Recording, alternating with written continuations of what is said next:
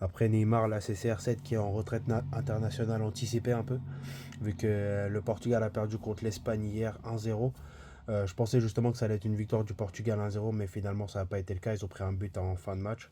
J'aurais préféré que ce soit celui du Portugal, mais ça n'a pas été le cas.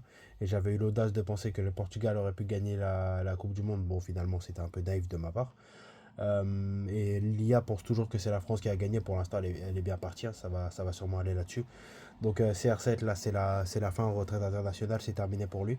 Le Portugal, ils vont sûrement entrer dans un nouveau cycle maintenant. Je pense que dans les prochaines compétitions, ils vont sans doute être redoutables, vu qu'ils vont être dans une nouvelle ère.